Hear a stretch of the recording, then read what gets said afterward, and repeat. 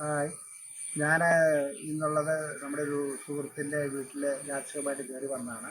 കയറി വന്നപ്പോൾ അവിടെ നിറച്ചും പഴങ്ങളും അലങ്കാരപ്പന, അതാ പഴുത്ത് കിടക്കുന്നുണ്ട് അലങ്കാരപ്പന. അതുപോലെ അതൊക്കെ രസകരമായ ഒരു സംഭവമാണ്. നമ്മൾ മരമുന്തിരിയുടെ വീഡിയോ പല പ്രാവശ്യം ഇട്ടിട്ടുണ്ട്. പക്ഷേ ഇവിടെ ഒരു ഭയങ്കരമായിട്ടൊരു മരമുന്തിരി കണ്ടു. അതിൽ നിറച്ച് കായായിരുന്നു മിനിഞ്ഞാന്ന് വരെ. നമ്മുടെ പൊഴിഞ്ഞ് താഴെക്കൂടെ കിടപ്പുണ്ട്. ഇത്രയും വലിയ ഒരു മരമുന്തിരി ഞാൻ ആദ്യമായിട്ടാണ് കാണുന്നത്.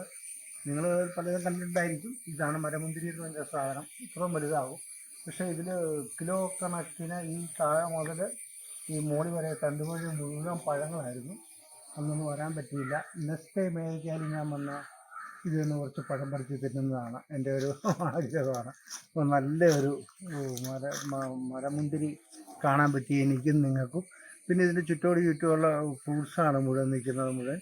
അപ്പോൾ ഈ മരമുന്തിരിയോട് ചേർന്ന് തന്നെ ഇവിടെ ഒരു അവക്കാട നിൽപ്പുണ്ട്, അവക്കാട. അപ്പോൾ എല്ലാവർക്കും സംശയമാണ് ഇവിടെ അവക്കാട കായ്ക്കുമോ.